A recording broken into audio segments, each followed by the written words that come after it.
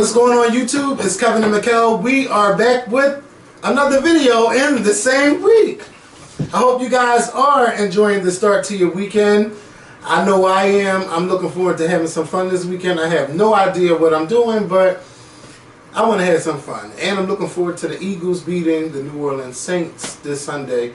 Hopefully we beat them this Sunday, because I would love to see the Eagles go back to the Super Bowl, but this year I'm not emotionally invested like I was last year. And even this year, like, you hear talk, but you don't really hear any talk in comparison to last year.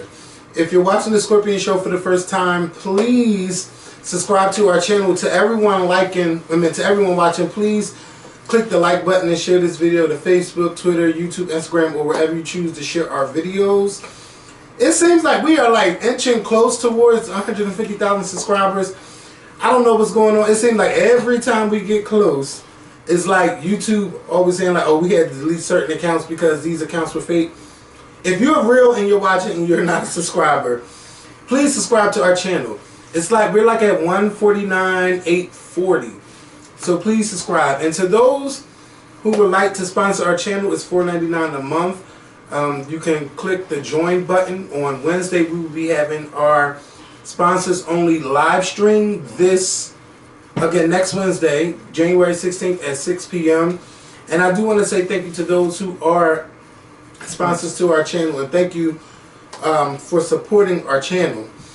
And we got a lot of responses to the R. Kelly story, and we have more R. Kelly stories. Not stories, but you know, more from the fallout. Yeah, from like Mathew Knowles, Lady Gaga, even Columbus Short had something to say, but I didn't get a chance to read it. Yeah, he posted a video. Yeah, it was on not Facebook, the Shade Room a few days ago, and I felt bad for him because he was coming out and denouncing R. Kelly, but the comments on the Shade Room was all denouncing him. Oh, because of what he did to his wife. Yeah. So they were just like, you know, how dare you condemn somebody? Right. Well, I don't know. He might be bipolar. I think something is going on. Yeah, and it's so unfortunate because he's a great actor, and he lost a good job on Scandal. Oh my God. So yeah, I just want to say thank you for watching those videos, sharing your thoughts. It was something else I had to say, but I forgot. It just skipped my mind. So let's get into this video. Steve Harvey was doing an interview, and he revealed in the interview that he was blindsided by NBC Universal. Now, y'all know Steve Harvey has been on the daytime talk show for about 7-8 years. It started out with Steve, and then he started this new show when he went to LA, and it's kind of like a late night show during the daytime. I'm not really a fan of that, the setting and stuff like that, but it's been doing good. And he's still like, he's the only one around that when he debuted, his show's the only one still around. So he was like, NBC didn't talk to him about the decision that they made or anything like that. They just decided to go with putting Kelly Clarkson in daytime TV. So that means like before Ellen comes on, I know here in Philadelphia, Steve Harvey comes on before Ellen. And Ellen is one of the most, watched daytime shows. So now you're putting Kelly Clarkson in. So for all the owned and operated stations by NBC, they'll have Kelly Clarkson there. They won't be distributing his show anymore. So who knows where his show is going to be or where you'll be able to watch it. So he's not sure if he's going to continue on with the show. I feel for someone who has been a part of their family for 7 years, he deserves the respect to let him know that, you know, we're looking forward to going another direction. It's just not fair to him at all. And I just don't like that they just decided to come up with this decision to do that. Do you see her show lasting? I didn't even see Kelly Clarkson as a talk show host. Right. Like I don't see it for her as that. And what is she's going to talk? What she's going to talk about? Because we done seen Katie Couric, we've seen, and that didn't do well. Yeah, no, we've seen Meredith Vieira. Like that didn't do well. I think Kelly Clarkson has a bubbly personality, but as a talk show host, I've never seen it. I would love for her to be like a. I'm about to post something on Facebook regarding this. So keep talking. I would love to see Kelly Clarkson more of doing tours and doing albums. Like, I don't even know the last time I seen Kelly Clarkson in a music video. I like her on The Voice, but as a talk show host, I just don't see it. But you know what? You never know. We've seen Queen Latifah have a talk show. She had 2 runs, but I can't really name a musician who's had a successful talk show. I'm trying to really think, and there's none out there. It's to me, it's none out there. I can't think of anybody else. So yeah, I just feel bad for Steve Harvey. But Steve Harvey got 20 million jobs. He got Family Feud. He got his radio show. I think he has 2 radio shows. He be hosting different shows here and there. He got the New Year Eve special on Fox. Steve Harvey is a working man. He's always going to have a job, and he might find another television company that wants to do his show. Or maybe he might get his own late night talk show. You just never know. I would love to see a black man in late night. You got all of these different channels, got all these late night shows, and you don't see a black man. So it would be cool to see Steve Harvey at night. But I feel bad that he was blindsided by NBC and they didn't talk to him or anything. They just decided to go with the Kelly Clarkson daytime show. But there is a daytime show that I'm looking forward to next season, and that is with Tamron Hall. And y'all remember that whole situation where, you know, they got Megyn Kelly from Fox to come into her album that she had with Al Roker. They had one of the successful 9 o'clock hours, beating Kelly and Ryan. And they're like, oh bitch, y'all gotta go. So Tamron Hall was like, you know what, I don't even like this whole situation. I'm leaving NBC, period. So she's been off TV for about 2 years, and now she's coming back with a show by ABC. And I'm going to watch it, and I hope that it's really successful to see another black woman in daytime talk show. So, yeah, I feel bad for Steve Harvey, but, you know, he knows how the game goes, but they should have gave him the respect to say, we're not going to go with you as Ellen's lead-in anymore. Right. So, Ellen ain't going nowhere. No, hell no. Ellen been on what, 16, 17 years? She ain't going nowhere. And Ellen, like, she's fun. She has fun topics, fun games and shit she be playing. And everybody comes to her show. Yes, and I love all that. Celebrities. I love that game. She like, would you rather? And they be playing, and the guests be playing the game right along with her. Who would you rather? Don't get me on there.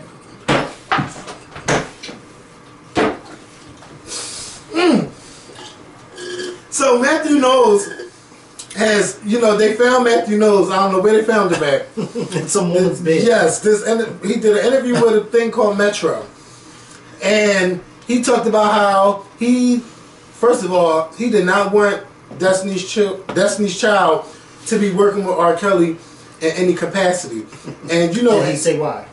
Because he didn't. I don't think he said why, but we all know why. With R. Kelly and the Aaliyah situation, we didn't know anything about a P tape at that time, but you know, they just like, you don't want him to be in the studio. He's like, first of all, why do they have to go to the studio later at night? He's ain't nothing popping off. So he was like, you know, when they went to the bathroom, Miss Tina was right there in the bathroom with See, one thing I gotta say about Mathew and Tina at that time, you knew who they were, and they didn't play any games. Yes. Yeah, the two of them together were a dynamic force with Destiny's Child when Destiny's Child first came out. You know, Mathew was the manager, Tina was the stylist. You may not have liked all of the outfit choices, but they worked on a budget. Yes. Because I remember watching an interview where Tina said, I made the girls' outfits until they were able to afford top designers. Yeah, or the designers started coming to them. But until then, I made their outfits. That's right. And that's working on a budget. That's what you do. And looking back at it now in 2019, you like, I can tell you made that outfit. Yeah. Because you don't even want to really look back at them old fashions, but they at came that time, long way. Yes. They were hot. Yes. I think everybody came, even from their looks, the clothes, their voices, because they don't sound like 2003. Like someone posted a video of Beyonce singing in one of those parks on CBS, I'd Rather Be With You. Her voice don't sound nothing like that no more. Like, they have really, like, everything is upgraded. But, you know, Matthew was like, first of all, he didn't want them working with R. Kelly in the first place. Right. But when you're on the same label and stuff, they always try to have you work with the most popular person on the label. And he said no. He said no. That was a smart move for him. But they happened to record one of R. Kelly's songs that's on a soundtrack. And I don't even know that song. So maybe it's a good thing. And at that time, I used to look for all Destiny's Child songs on them. Back in the day, on those media desktop players, you could just download music and stuff. So I don't even remember that song, but he just is like they were very cautious of R. Kelly, and I think it's a good thing, you know, that they were, and that you don't really hear. Right. Because now you don't have to have Destiny's Child coming out now saying that they regret working with him. Yeah. Because they never did. Yeah. But I've heard that Kelly. Yeah. But I heard that Kelly did work with R. Kelly at a later time. But, you know, I don't think that anyone is knocking on her door like, girl, what you got to say? But she's going to have to come out and say something. I think all these artists are going to have to say something because y'all all knew what went on. And just because he got off doesn't mean that he was not guilty. Right. You know, he was guilty the whole fucking time. Right. And, you're right. Yeah, so, what was I about to say? It was something that had to do with that. It's just, you know, everybody's on this cancel R. Kelly thing now. Lady Gaga came up with a long statement basically saying like she was young and she was doing other things at the time. Now, I'm not going to lie, I do like that song that she had with R. Kelly, but I like it better with when they were at that song, Do What You Want. Was that when they were in the White House, in the Oval Office? Yeah, they were somewhere, and he was all on her body and stuff. And she was on the desk dancing in front of him. Yes, I like it much better with Christina Aguilera, but you know, y'all did that song. Vocal wise, I just like it better because it was her and Christina. But her and Christina. I thought you meant Christina and R. Kelly. No. I just wish that Lady Gaga. Anybody, like, I still be like, why are y'all working with him? And y'all got to, like, y'all gonna have to come up with all these stories on what happened. She's saying she was young at the time. She hadn't really faced her own sexual assault things and stuff like that. But she said she was working to get the song removed off iTunes and other streaming platforms. So basically, it's like it never existed. And then as soon as that statement came out, you know, people they like to go into the archives. And they found a video, like, basically contradicting what she said from that time about working with R. Kelly. So, but she's denouncing it. She said she believed the women 1,000%. And, you know, now, like, even back then, you didn't really hear about Lady Gaga being, like, an advocate. Right. As far as, like, for sexual abuse. It was more so Lady Gaga was with the gays. Yes. But even Lady Gaga has come a long way now. She's an actress. She's doing, I don't know if she's doing more music, but she has changed her whole look. She doesn't go with the shot. She doesn't go for shock value anymore. She's made it, basically. And I hope that whatever went on with her, R. Kelly, that doesn't stop her from getting Oscar nominations or winning. I know she's going to win an Oscar for songwriting. I don't know about the acting part because Glenn Close shut it down on Sunday. Nobody expected her to win. And that's what I love about some award shows when it's an unexpected win out of nowhere. Even Glenn Close was shocked. Like, bitch, what? Like, I'm up here. Like, I can't believe it. She had a Taylor Swift moment. Doing this for years. What, like 5 decades or so? She's been doing this for a long time. Yes. Her earlier movies that I can remember from the 80s, but I'm sure she's been working well before that. But Fatal Attraction. You know, did you ever see that movie? Yeah, a long time ago. And I've seen that. That and Fatal Attraction and the other remake with Ain't that when the girl at the end of Fatal Attraction she fell out the window onto the lawn or something like that? I don't know, but it was something crazy going on. But yeah, the one with Beyonce and Idris Elba is a remake of basically Fatal Attraction. But Glenn Close's original version is the best. And that's from the 80s. Yes, with her and Michael Douglas. Michael Douglas played the man she was sleeping with. It was a good movie. And she took that little boy's rabbit and put it in the pot, and they came home and Rabbit was in that part. So yeah, Gaga's trying to make a change, and I'm glad she said something. Now, Chance the Rapper, yesterday he had to denounce some friends on Twitter because women came forward about some of the people that he hang around with and how they are sexually abused them or tried to have sex with them and things like that. So Chance had came out and said, let me find this tweet. I just had it. In the past 2 days, I've heard too many stories of domestic abuse, sexual violence, and rape perpetrated by people I called friends. Maybe got rid of them. I'm ashamed of y'all. These stories will be amplified and your victims will receive the justice they deserve. So I'm not sure what he's going to do to help these people or if these women want to come forward with having these men prosecuted. But scroll up. You had some women down. Right there. Yeah, this was from one of Chance's friends named Malcolm London before his account was suspended. It said he admitted in 2005 to sexually assaulting a woman. Tonight I've been aware of other interactions that I need to truly reflect 2015. on. 15. What did I say, 2005? Though I am surprised, I do not intend to ignore what is being said and wholeheartedly want to continue to be held accountable.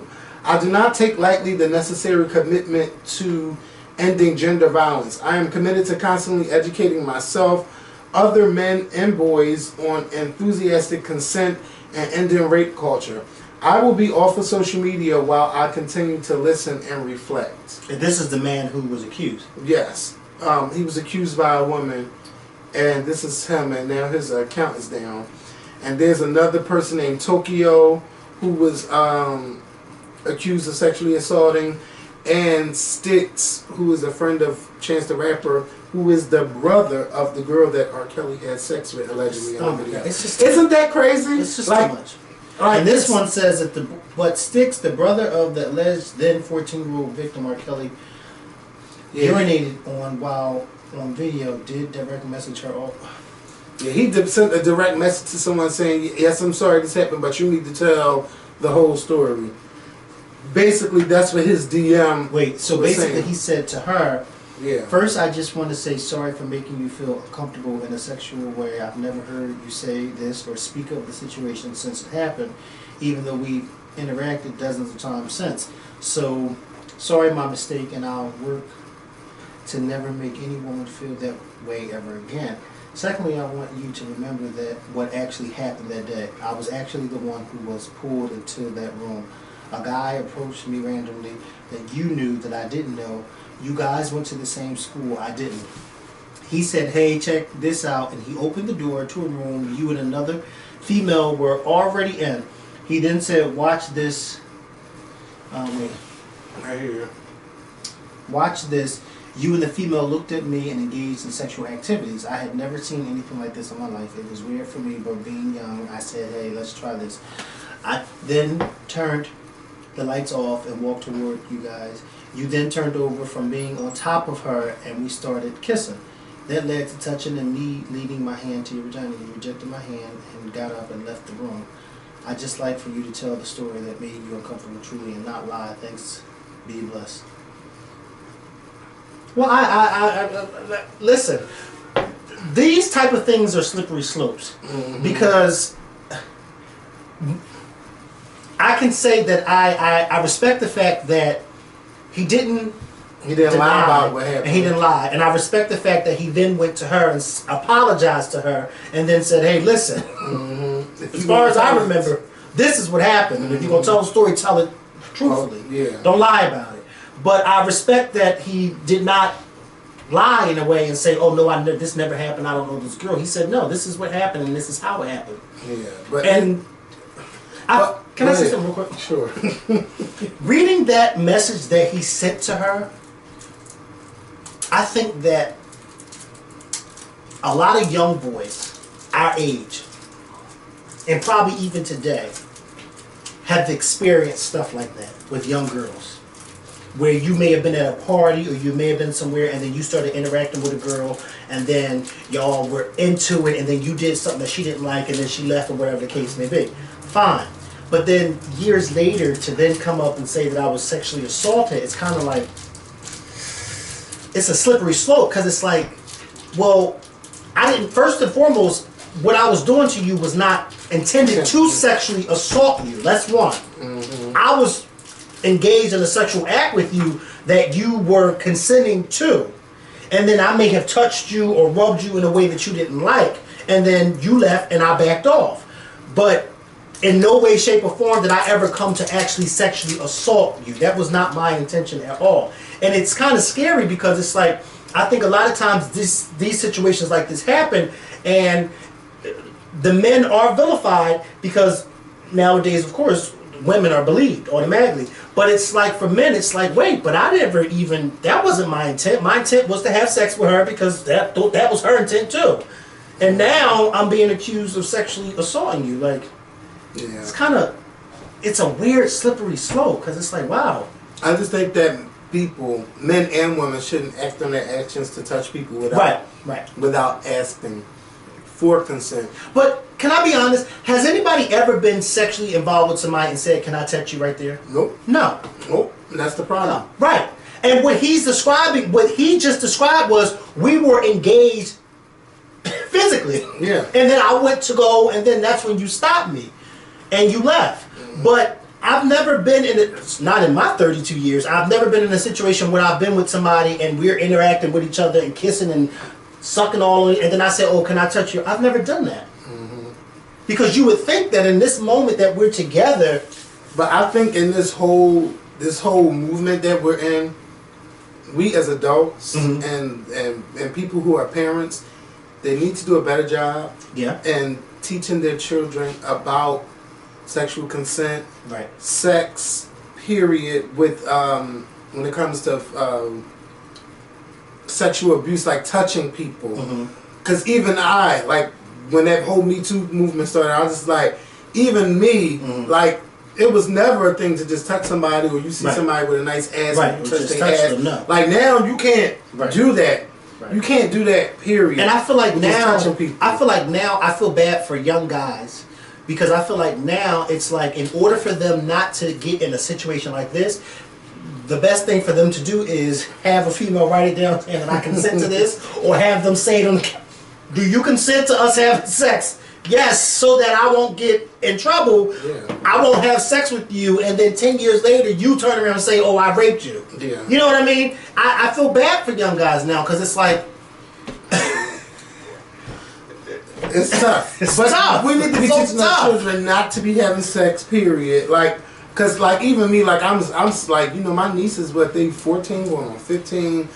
I don't want them out there. Yes, like, now it's like, you got to be a hawk, and you cannot let them out of your sight. And if you do, you need to know where they're going, who they with, what's the phone numbers. Your phone better be on. It needs to be charged up. I'll be here to get you at such and such time. It is tough. Yeah.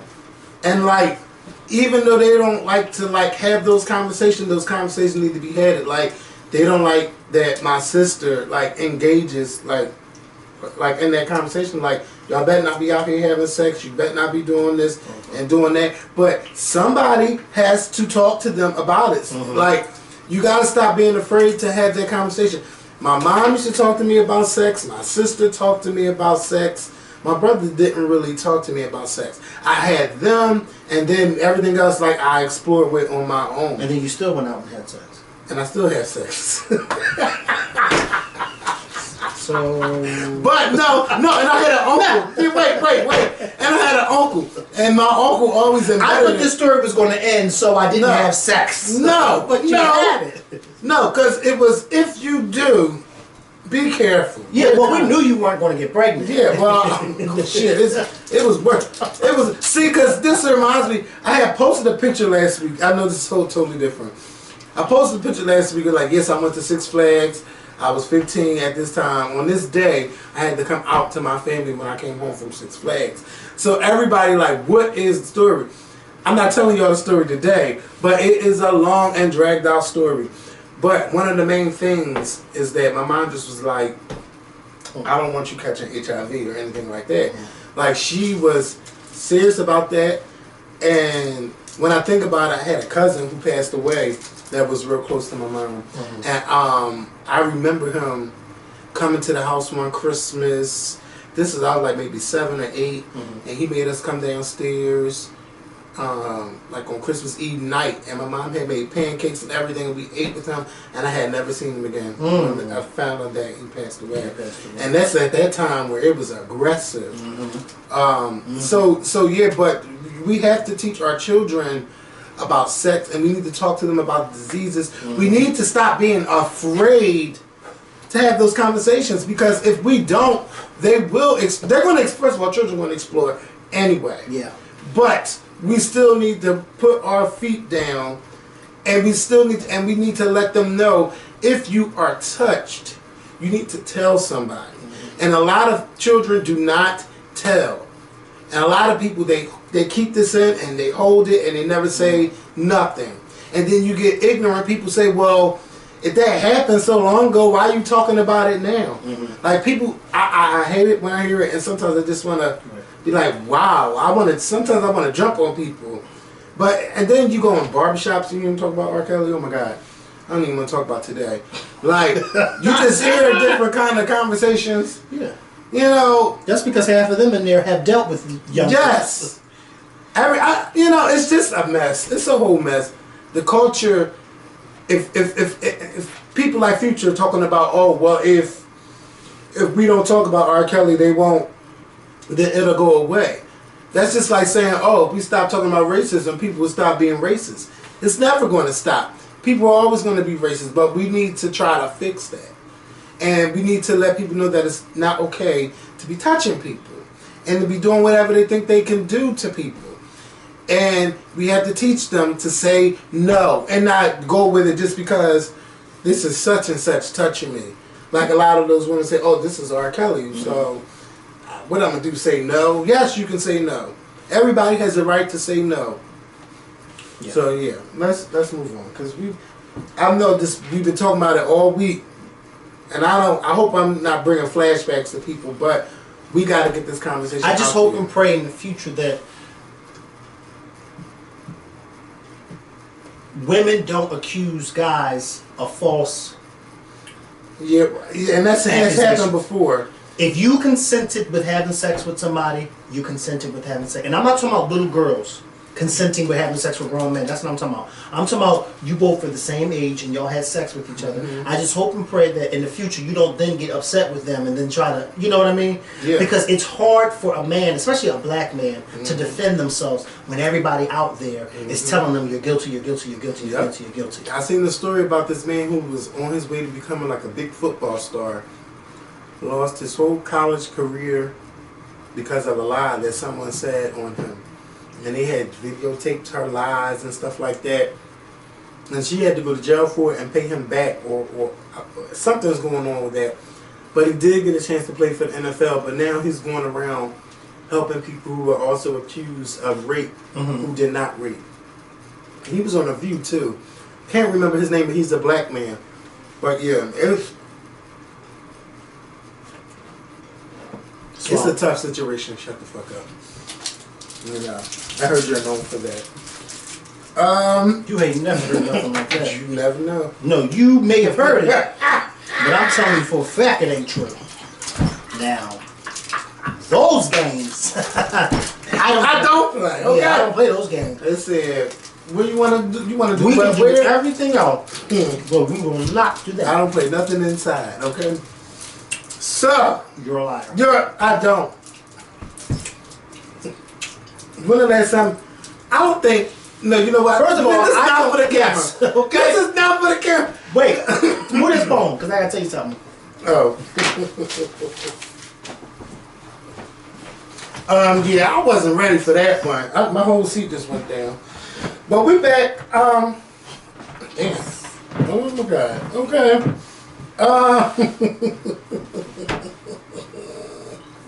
So there's no host. Always come in this house. Yeah, you shit. I was not ready. I'm gonna leave that one where it was at. Yeah, leave it where it's at. Until he says something. I ain't gonna talk about that one. There's no host for the Oscars this year. Kevin Hart was. I told y'all he was going to go on Good Morning America. I didn't watch the interview, but what I did see is that Kevin Hart basically is like he's done talking about the whole things that he said on his Twitter from 10 years ago about the gay community or just gay jokes. Period. He just said that he's tired of it because he's just tired of talking about it. Everywhere he go, you know, people are going to want to talk about it, but he's not talking about it anymore. And I was just hoping that he wasn't going to get smart with Michael Strahan because it just felt like y'all two black men, y'all two black men on TV, Michael doing his job, you got a show to promote, but when you got other things to promote and you are the topic of controversy, they're gonna ask you these questions. And you know, I'm okay with Kevin Hart not talking about it no more if he doesn't want to discuss it. But these are basically conversations that need to be had, but he is not someone in the mind space or the head space to have those conversations. And if these talk shows want to have those conversations, they need to have someone who is more professional to talk about it, and why it's important to have people who are allies to the gay community, because you have people, like, I'm not saying he has to wave the flag, we're not saying that, but he can even just put, like, you know, we should respect all people. And it's people like that may look up to him, like, you know, I was wrong for saying this to somebody. They ain't do nothing to me. Maybe I should treat people a different way. Right. And you know, that's what he could have done or could have been, but that's not what he wants to do. Right. And he's just not. He mentally, I don't think that he's there for that. And I think that he's more so. He's coming from a point of, I will be ashamed because these people will look at me like I'm this, and that's not what I am. He's not in that headspace for that. Right. But this year, the Oscars said no, we won't have a host. And I'm glad that they didn't just find a host or someone who's a part of the LGBT community to host the Oscars. Maybe they don't need a host this year, but we need some sort of entertainment because we're talking a 4-hour show. And sometimes the show runs longer than that. So we need somebody to keep the show entertaining. So if you have, I think you should have entertaining presenters. And I want to know who's going to be nominated. I don't even know when they're doing the nominations. Yeah, because they haven't announced that yet. Yeah, and it's like, well, it's the beginning of January, but probably by, the 21st we'll know? Maybe. I don't know. But I'm excited to hear the nominations. And I hope that Regina King gets an Oscar nomination for Beale Street. And I had a chance to see the movie a month ago. Like, I really enjoyed that movie. Like, it's not a movie I would watch over and over because it's so powerful. But Regina King definitely, she earned her award. And she's not even, like, she's not in the film all like that because she's a supporting character. Right. But her character, oh my God. Like, you guys are going to love it when you see it. I know it's in select theaters. Go find that small theater in your city and go watch Beale Street. And it's not enough. It's not enough people talking about it. And the same person that made Moonlight made this film, directed that film, directed this film. Wendy Williams. We talked about Wendy Williams the other day, but Mikkel, something is really going on. Because Wendy Williams has not done a show since December. All the talk shows are back. Even Judge Judy is back with her new shows. And is your girl back? I don't know, because I don't watch her when she's on during the day. I usually try to catch up when it's on YouTube. And I haven't been able to find any new YouTube clips. You know, because once a page uploads them, they're only up for like a day, and then YouTube snaps them down. Right. So I don't. It's a mess. It really is. Yeah, so Wendy Williams, we all know about that fractured shoulder. Now Wendy did her show with her shirt in a sling.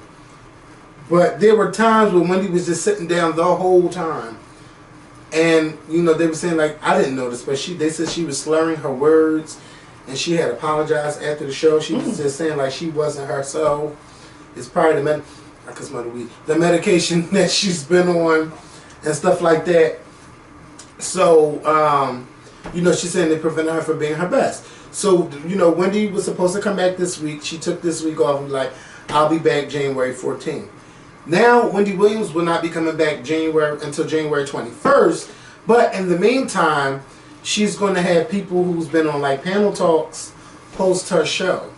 And I'm not with that. I love Jerry O'Connell. January 21st. Yeah, January. Is coming back? Yes. So that's Martin Luther King Day. Right, 2 weeks from now. Yep. And they saying that, she's still trying to recover from that shoulder. I'm looking like this, like something ain't right. Because Wendy Williams, she's always been the type that says she's going to do her show and she would never let people do her show because she don't want nobody coming up getting deals. Do you think she'll like come that. back and announce that she's getting divorced? I don't know. I don't even know how long her talk show is going to last. With stuff like this. But isn't it scheduled until like 2020? Yeah. But listen, I think probably after that contract is done, they could be done with her, and I don't want that to be the case. But Wendy has to step it the fuck up. Something, and she has to be truthful and she has to be honest. Because there's too many rumors out there flying. Truthful, and she's not honest. Same word. No, I'm saying truthful, honest Wendy Williams. About her life. She's going to have to say something somewhere. Now, she already told us, I'm not going nowhere. And that was a year and a half ago when Daily Mail did their whole story. They've been investigating her husband for a year. They had everything. You couldn't deny it. And that bitch put that ring and said, I still got the ring. I ain't going nowhere.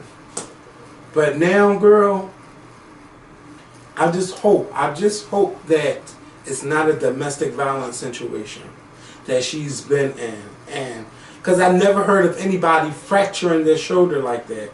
How did she say she fractured? Never even said how she fractured. It's a hairline fracture. I mean, you can fracture your shoulder. Yes. but how? Right. How she did it is the question. You can fall and fracture it. You can fall into something and fracture it. It's always many different ways that you can fracture your shoulder, but it's just how she fractured it. And the View, Meghan McCain, like she's keeping me entertained, but I need that 10 o'clock boost with somebody in there. But I don't know how this is gonna work out, Wendy, or having just people like I liked when Jerry O'Connell was there because he really brought his energy. And even if he had to fake it a little bit, he still brought it in to where he got his own goddamn talk show. I don't know when it's coming on, but this is why Wendy don't like people in her space. Mm-hmm. So Wendy like, bitch, I'm coming, I'm sick. We've seen Wendy in all kinds of conditions, but this is like she's not on TV, and something is really wrong. You're not going to tell me a shoulder injury kept Wendy off of TV. Right. Especially when all you do is sit down. Yes, and talk, spill the tea. And she can do that show with her eyes closed. Actually, she's on Bird Box. She can do that. So it's something wrong, and I'm worried, and I'm concerned. As a fan, as someone who cares, I've been watching the show 10 years. Come on, Wendy. Y'all would know if something was wrong with one of us, y'all would know. Mm-hmm. Right off the bat, and that's exactly how I feel. Something ain't right. Mm-hmm. And Wendy, I want you to get it together. Please get it together. If it's drugs, if it's abuse. Oh, I don't think it's drugs. Get it together. I don't think it's drugs. I don't want to hear. For some strange reason, I have a feeling that when she comes back, sooner or later she's going to announce her divorce. I mean, she don't need him any fucking way. She's Wendy Williams. Yeah. She don't need him. It's the same thing she said to Whitney. You don't need Bobby. Well, follow your own advice. Well, I just thought in my head. I can't picture Wendy. Zipping it and doing it. First of all, there's nothing. There's nothing to hold on to. Oh my God. Grab on the to. No makeup Wendy Williams, bitch.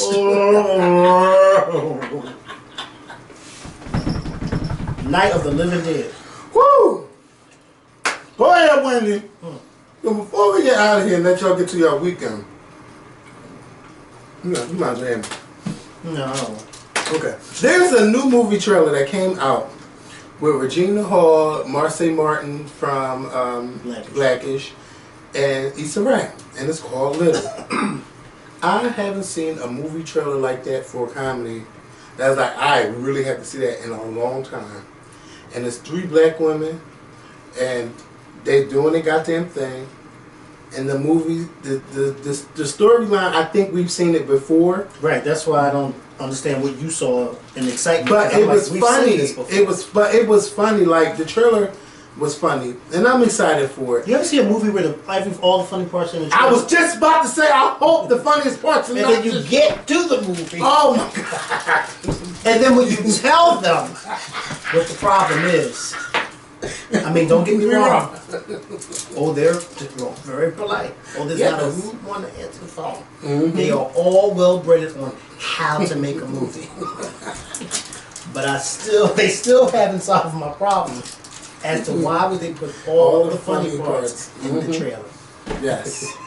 I just hope it's not that way. But because I thought that Girls Trip, when we seen the trailer for that, I was like, well, that's probably all the funny parts. But when I watched that movie, I can honestly say I love that movie, and I watched it about 5 times, and I don't get tired of seeing it. But that's like what I want to say is that movie really changed the game for black women and comedy. But you still haven't seen another 4-girl black film. Hanging up. I hope we get another one, and I don't know if they make a Girls Trip 2. I think they're going to try to outdo it. They probably will, because it was so successful. But I don't know how they're going to outdo it, because I just don't like how they did The Hangover. The Hangover 2 was like, bitch, why? Yeah, it wasn't as funny as the first one. The first one was classic, and I saw the first one in the theaters. It was something original that you had never seen before. Yeah, like, this is funny. So I hope they don't fuck it up. Don't fuck it up. But hey, I'm excited to see this film, Little. And Marseille, she's doing her thing. She's an up and coming black girl, and her co-host on Blackish. They said she's now the youngest. Black Hollywood producer. Executive producer. Period. I think it in Hollywood history. Yeah, that's amazing. She's doing her thing, and she's surrounded by excellence. You come on the set, bitch. You got Jennifer Lewis. You got Anthony Anderson, Tracy Ellis Ross, and like Lawrence Fishburne. Yes, bitch. Yes, I forgot he was on there. Yes. Can you imagine like all that black power? That's what 100 and something years of experience right there in front of you every day, showing up to Blackish on ABC. Come on, and y'all like one of the most successful black shows on ABC in the history of ABC, because black shows don't really be on the big networks like that. Because growing up, we had what? You only had the Fresh Prince and you had LL Cool J. That's the only reason why I was watching NBC. What was Martin on? Fox. That's a big network. It wasn't that big. Like, it's big enough. Yeah, it was a regular TV, but you talking about them big TVs, CBS, NBC, and ABC. But remember how WB and UPN always had all the black shows? Like, yeah, but I always called them the leftover. I always called that the leftover station. Stations that you just really didn't watch, but you just watched it just to watch it. But I was nothing on the other ones. Yeah, but I love their little lineups and stuff. Like, you had at least you had a show you can watch that. Yes, this WWWB. With the little top hat. If you slam on this table, I'm sorry, bitch. I remember those days, and I remember how they made it like a big thing that the WB was coming, and they had that frog on everything, and they had the Wayans brothers, Jamie Foxx show. They had the fake Married with Children, and then I Happily Ever After, and then WB just went away. Yeah. I don't know what happened. Oh, well, yeah, we're telling our age. So, yeah. And UPN, they merged with UPN. UPN merged with the WB. Or they called it the CW or some shit. I don't watch none of those networks. UPN, WB, none of those no more. Now, I don't fuck with the CW. But there's a show called Black Lightning. I don't do that superhero shit. But when I tell you, I was able to binge watch 6 episodes of Black Lightning. That show is good. I don't really watch it. Again, I binge watched it.